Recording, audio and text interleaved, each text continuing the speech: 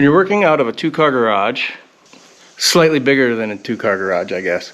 But either way, there's not a whole lot of room in here, especially when we got 2 projects going on.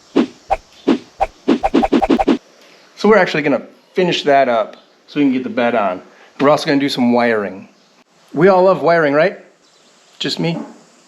Yeah.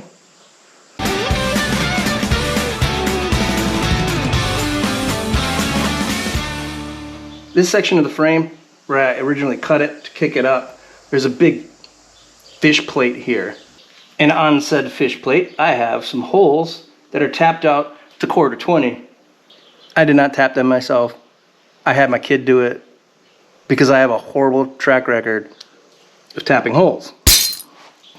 I have a few things going here. This is right underneath our battery tray.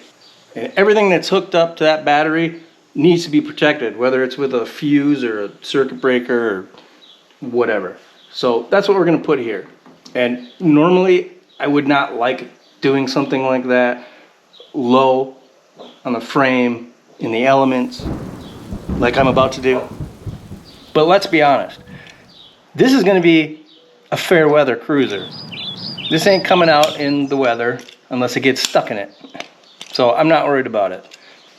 I'm also using weatherproof equipment, so technically it would be fine.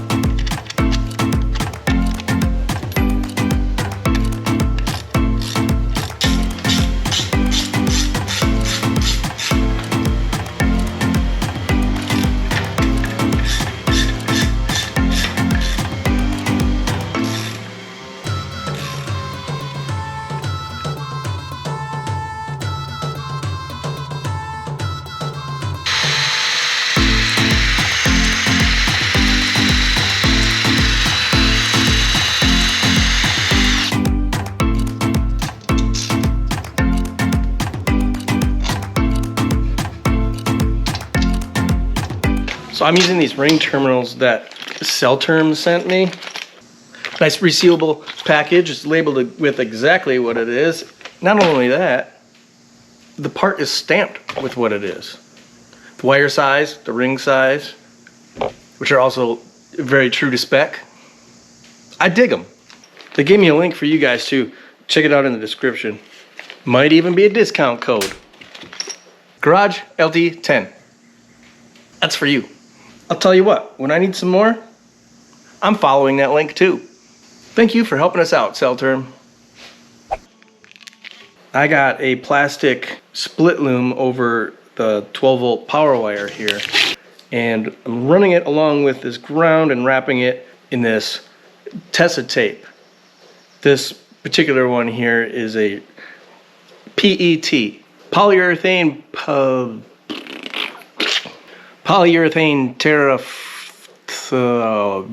something or other. Terephthalate. Handles high heat. It's resistant to tearing, moisture, stretching, and whatever, making it a great option for a harness tape under the hood or anywhere on the chassis outside of the cab. So I like this. Is this overkill? Yes it is. But there ain't nothing wrong with that. I'm pretty excited about next week. All right, I'll spill the beans a little bit. We might just be pulling out a Y2K era custom car, barn find, out of its longtime resting place. Probably. Maybe. But you'll have to wait and see.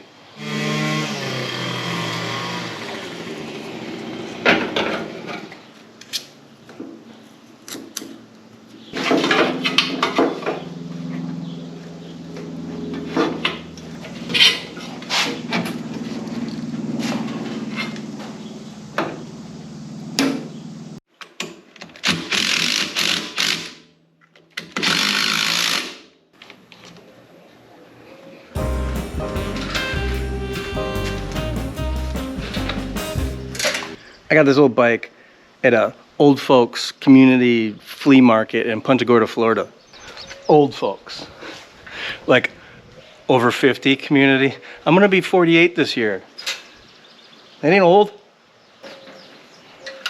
That ain't old. Anyway, I got these minty fresh white walls with the blue stripe. Put them on it, camp and drag. Did some pinstriping on it. Definitely not my best work. It was so hot there that when I tried to spin the brush to turn corners, my fingers were just slipping on it, and the brush would just stay, and the line would blow out. It's warm down here in Indiana, that's why. But that's okay. Got the sparkly grips. And now we got the super cool seat cover.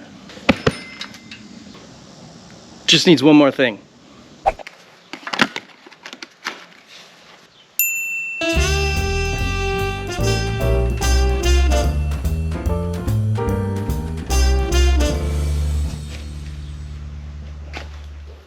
So what I have done here is I have a 1 gauge power wire running to an input on this switch.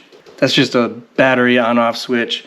It either has 2 battery inputs and 1 output, or 1 battery input and 2 outputs. I have it wired up to have 2 batteries just in case I ever want to add another one to the other side. I doubt it, but maybe. From the output of the switch, I have 1 gauge running up this way, popping out down here because that's going to run to the starter. And from there, the wiring harness will hook up to that like normal and blah, blah, blah. We'll get there someday. For today, this is where we're at. I also have a 1 gauge coming from this switch to this circuit breaker, jumping over to another circuit breaker. They're both 100 amp breakers. One of them then goes, well, it's going to go in the cab for in the cab things. And that's 2 gauge. From the other breaker, I have 2 gauge running back there to the compressors, along with a 2 gauge ground wire that is on the ground stud that I have here on the frame, which is also connected to the battery. I coated the connections on the back of this switch and the circuit breakers with a seam sealer. And I'll do something on that ground lug too, whether it's just that battery spray or liquid electrical tape, or maybe we'll put the seam sealer on that too. Who knows? Anywho's, so that 2 gauge from that breaker and a 2 gauge ground are running through here and stopping right there. We'll eventually come out of here. Moving on to the other side, I got a little bit more wiring.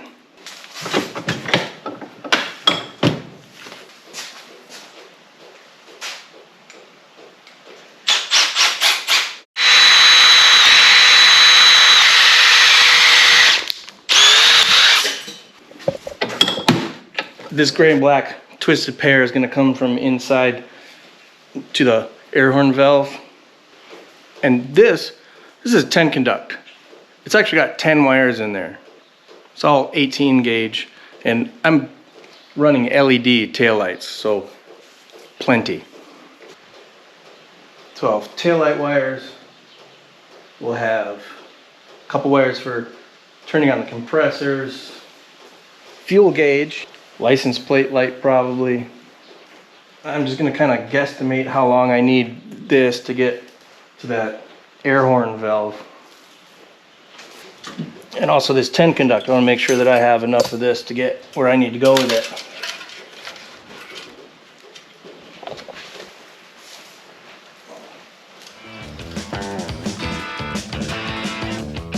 Street's on fire. That's actually at Turf Skate Park in Milwaukee. Greenfield, pretty much Milwaukee. Closed, buried, recently recovered.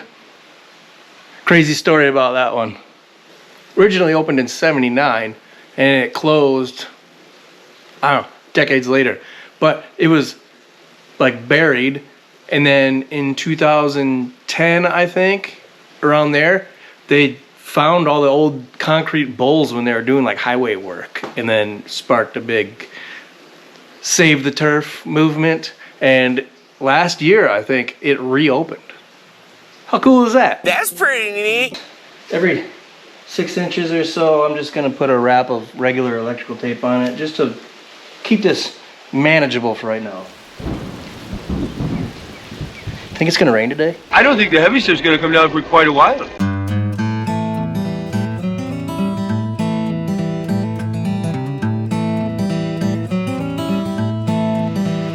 Get some more split loom here. To get the split loom started on this. That's about where it's gonna pop into the cab. We got some of our outdoor Tessa tape. I'm just gonna get it on the end to hold it. Cut. Cut.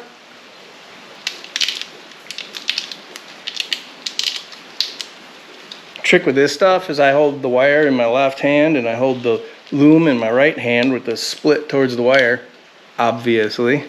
If I pull the loom back like this, I could just shove the wire in there.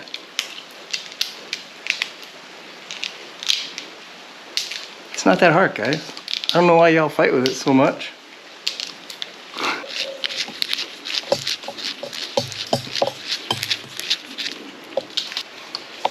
Now I was thinking ahead, and that right there is about where the horn wires need to come out of this loom while this continues to the back. And not necessary because I got the loom on it, but I am going to wrap it with this tape, Tessa tape.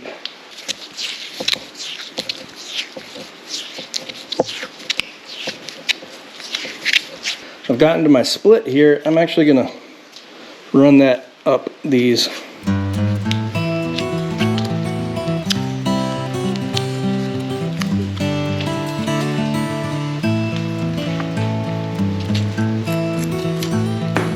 Oh, this is going to get a Deutsch connector, so we'll have to crimp some pins on there and make the connector, but that's later. Now I'm just going to continue on our route, starting about an inch back from where I split off, and just keep on trucking.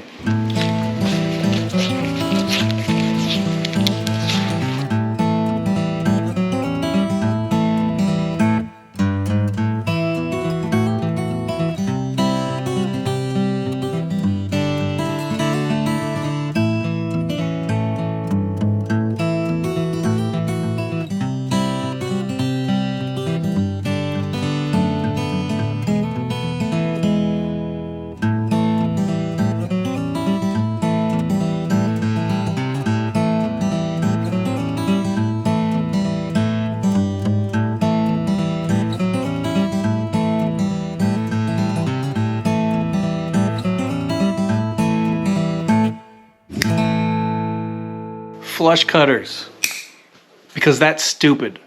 Also turns into a little razor blade. These are totally flush on one side, so you get a nice smooth flush cut. Heck, I'll throw a link to these down there too. Your arms will thank you later.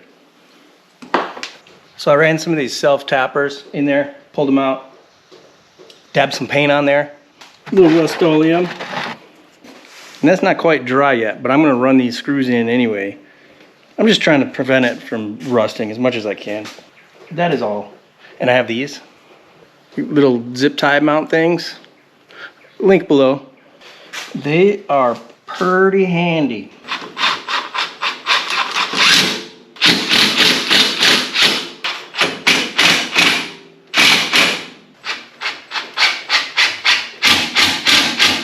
Thing about doing it wet, get it all over my hands.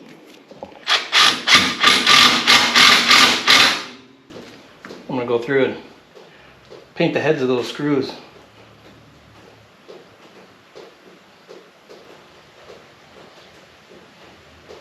How much that's actually gonna help, I don't know.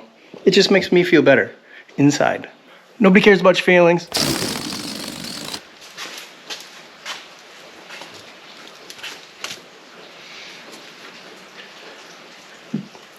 Try to keep this away from that exhaust as much as possible, for obvious reasons. The exhaust does have the exhaust wrap on there that'll keep it kind of cool, and then this has that Tessa tape on it. It'll be all right. It'll be fine.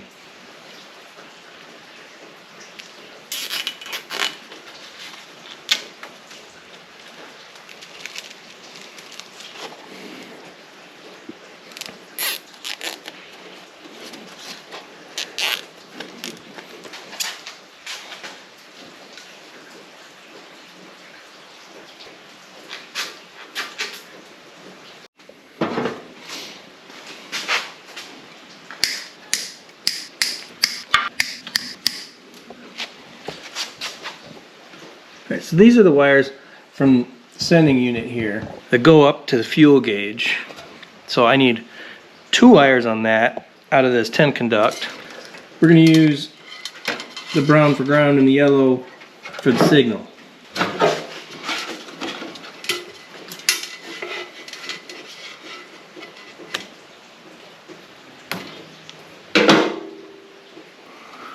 I could solder these, do a heat shrink on it to seal it up.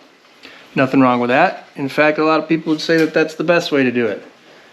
However, there's actually a lot of automotive events who won't even allow solder. Yeah. See, solder actually makes a brittle connection. So the wire, moving around, it can break off at that point really easy. Now, I'm not going to get into that discussion today. I don't care how you do it. But this happened. Hasn't even been on the road yet, and I soldered the wire here on the sending unit, and it broke right there as described. I'm gonna have to grind that solder off of that, and then I'll just use a female spade like this. I'm not a big fan of having that out in the open, but if I coat it with dielectric grease, it'll be just fine. That's what I'll be doing here at the pressure switch too. As far as these sending unit wires, I'm using heat seal, a butt connector that when heated up, there's a glue in here and it shrinks and seals it up, and it is weather proof. You can see I stagger them. Putting loom on it, a whole lot nicer if they're staggered and not together, making a big bulge that the loom isn't going to cover. Know what I mean, Vern? I am not going to tape over my connections because, well, you tape over it, and then if you have issues, troubleshooting is, well, dang near impossible because you taped over it, you don't know where it's at.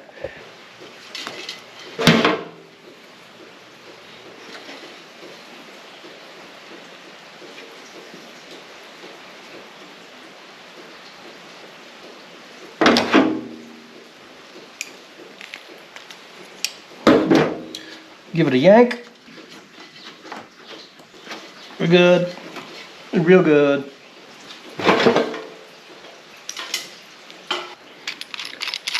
Take a tip off butane soldering iron. Make a little micro torch.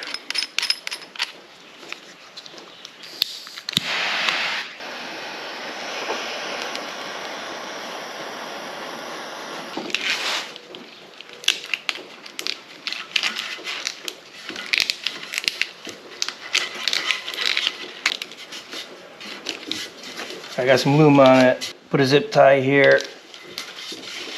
And we know our connection is in there. It's nice and sealed up and waterproof and all that.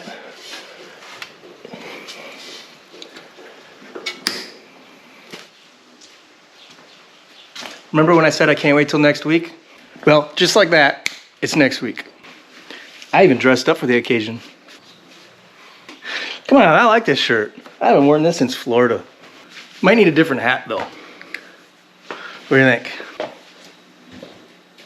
So a little backstory on this car is that back in the late 90s, it was one of the first cars that I remember being in our car club. So the original owners sold it, and the guy who bought it ended up becoming friends with all of us. And that car ended up back in the club with him as the owner. In 2003, he unfortunately passed away. Motorcycle accident. It moved around a little bit, but it ultimately ended up at my friend's house where we are going in just a little bit when Cody gets here. I have not seen this car in a very, very, very long time. So I'm pretty excited. Cody, when Brian passed away, he was only 1.5 years old, something like that. But he's actually the one who's interested in being the next caretaker of this car, with my strict restrictions and requests and demands, like not welding random things to it. Those were gonna be shenanigans. No exhaust stack flappers. None of that fun stuff, Cody. You now have responsibilities. You now have 2 daughters. Take care of her, son. While we're waiting for Cody to get here, I'll poke around with this a little bit. This is dielectric grease. Corrosion protectant, high dielectric capability, will not separate, resist salt water and detergents, will not dry out or form harmful abrasive deposits, reduces fretting wear, greater barrier protection than conventional greases. It's non-conductive. It repels moisture and corrosion. We use it on electrical connections where it might be in an environment such as this. So I don't want to just put those on there dry like this, because I can guarantee that eventually, especially if I were to be driving this around in the weather, that this would become an issue. Moisture would get in there, wires would corrode, it'd be a whole big mess. So instead of that happening, we're going to take this dielectric grease, and I'm actually going to force some inside our spade connector here, and then I'm going to put it on the pressure switch. It does not matter which one is which. The pressure switch just completes a circuit when it gets to a certain PSI, which in this case is what, 180? No, 150. It's 150 on, 180 off. I'm also going to get some in there. That's a bit much. That's okay, ain't hurting nothing. I'm gonna leave this out because we're gonna need it on that fuel sending unit there. Might even end up on our ground lug here, actually.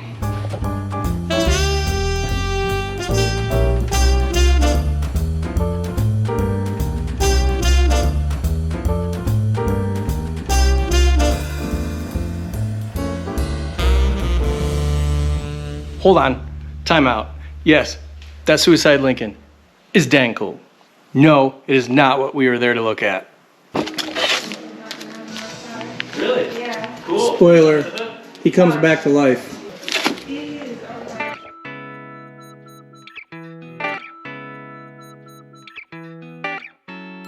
It's so good.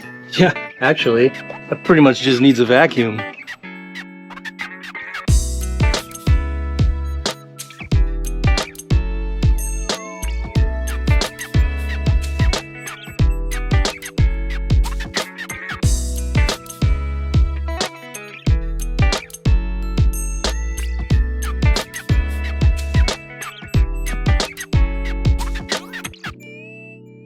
There's a blast from the past.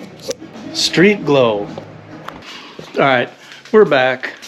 I got the silly shirt off. It's not silly, I like that shirt. Come on.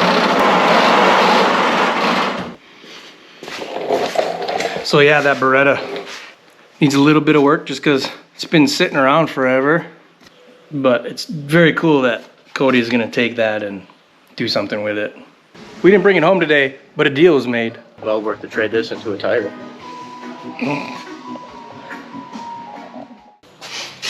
I'm just gonna grind that solder off of there so I can make that connection.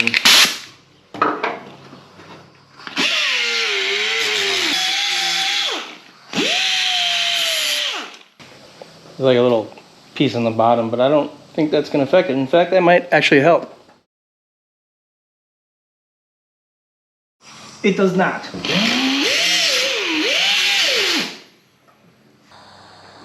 There we go.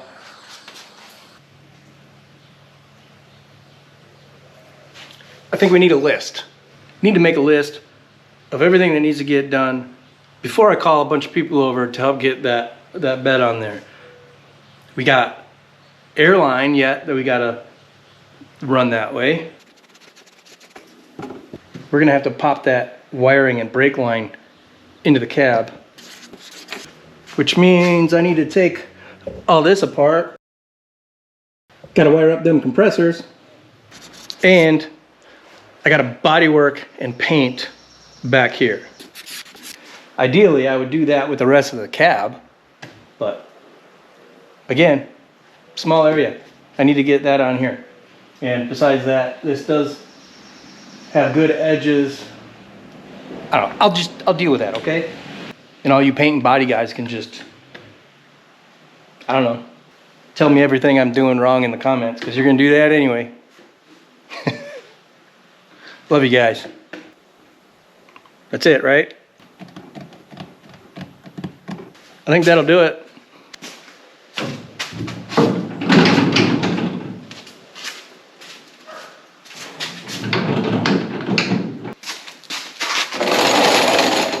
This is coming from the breaker. It is 4-gang fuse block. Also got a ground stud in here. Again, using the ring terminals from CellTerm. I have this ratcheting crimper. I do not recommend this. It works, but it's not the greatest.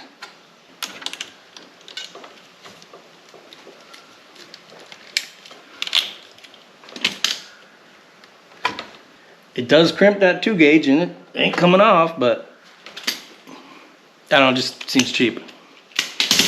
So for a little reassurance, we're gonna heat that up towards the end, get some solder in, and it'll soak it up in there, and then I'll just feel a little bit better about it. Nobody cares about your feelings. So that solder is gonna flow towards the source of the heat. There. I'm gonna slide a little heat shrink on there. That'll finish it off nice.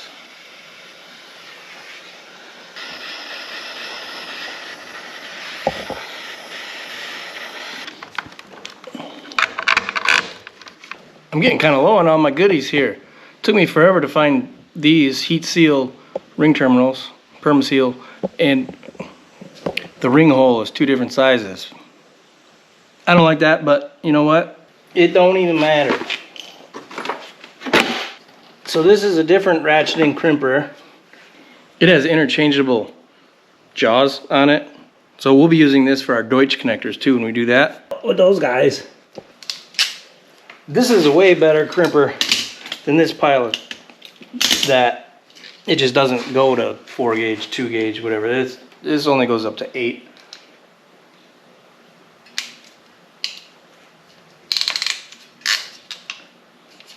That is a good crimp. And it's a Permaseal, so we'll heat that up, shrink it down. And this is 8-gauge. I am running 8-gauge power and ground to the compressors.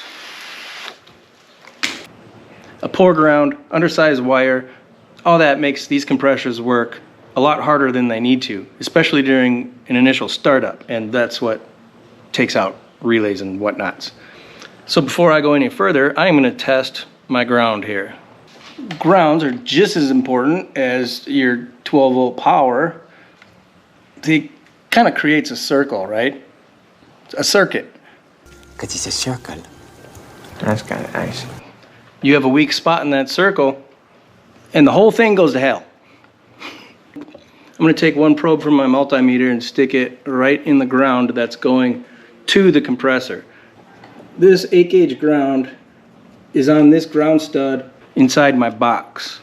That ground stud goes to the other ground stud right here, which goes to the battery.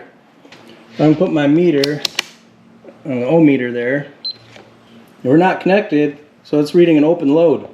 Now I'm gonna put this directly on the negative terminal on the battery, and what we want to see is as close to 0 as possible.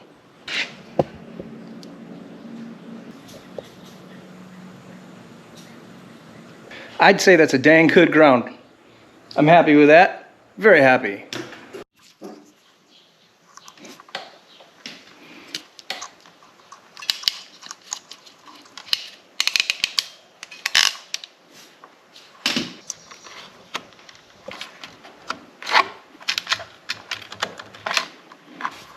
I know a lot of you guys prefer to use a Pack 80 on this and have that for both your compressors. I personally am not a fan of having both compressors on one relay solenoid, because if something were to go bad with it, I still want one to get me home, even though the Pack 80 is very reliable. I've been working professionally in automotive electronics for 27 years now, 26. So I only trust electronics so much. Seems like the only thing you can count on is that someday they might fail. Maybe I'll bring my amp clamp home and we can talk about relays and compressors. Or maybe we'll just do it when we wire that one up.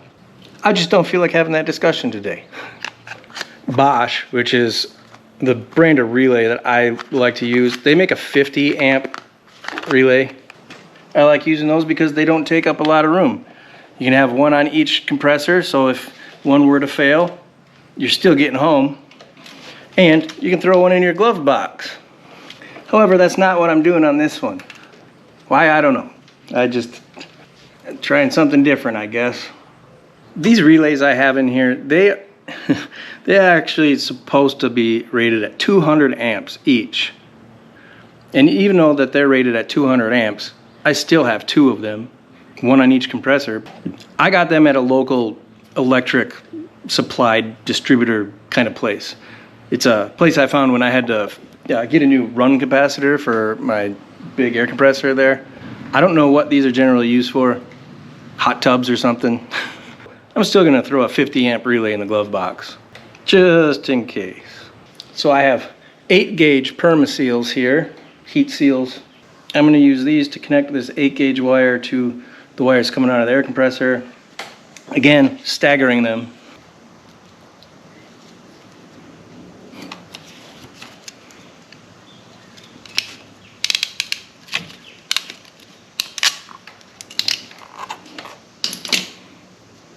Don't want to cut through that, then it kind of defeats the purpose, eh? Good thing I did not.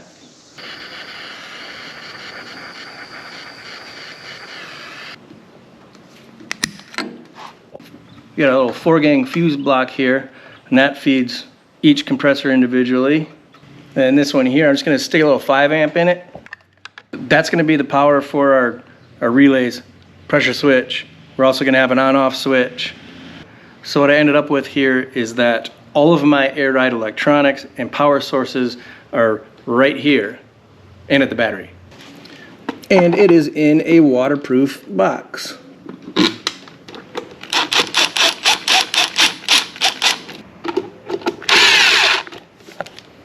I am going to ditch these screws though. I'm going to go to the hardware store and get some thumb screws. Then you don't need tools to open this thing up. I got to get packed up for Simcoe, but where are we at here? Wire compressors, done. Airline, not done. Holes in cab, not done. Paint back of cab, not done. What the heck have we been doing? This 10 conduct going from back there into the, well, it's going to go into the cab. I need to write this down so I remember what wires go to what. I'll eventually put this in like Word and make a document that I can print off and keep it for a, I don't know, owner's manual. Black was ground, brown is ground, yellow is going to the fuel gauge, white we hooked up inside that auxiliary box to that 5 amp fuse. That is going to go into the console for an on-off switch for the compressors. And then red, that's going to come from that switch into that auxiliary box. And that is connected to pin 85 on the relay. 86 on the relay goes to ground. Then we had blue and orange. They go to our pressure switch. Those two wires are blue and orange. Both up here in this 10 conduct.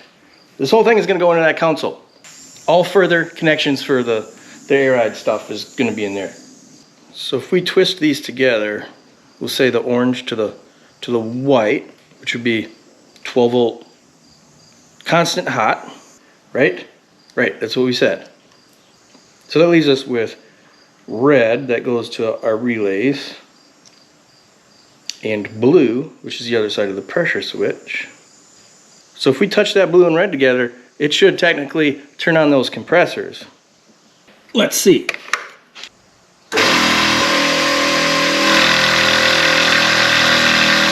Did you hear that? That's them working. They are working because we have 12 volts going through our pressure switch, completing that circuit, going through our imaginary switch, back to the relays, triggering those, and thus turning on our compressors. Neat. And then we got these leftover wires for the tail lights. Black's gonna be ground. We'll call gray running lights. We're gonna call green left brake and violet right brake. You old car audio guys probably know where my head's at with that. All right, Simco Weekender 2026. We'll get this all ready to get that bed back on when I come back. All right, my friends, thanks for hanging out with me again today. Maybe I'll see some of you at Simco Weekender. Maybe I'll see some of you when this video comes out. Either way, make sure you hit that subscribe button and hit notifications. See you out there, guys.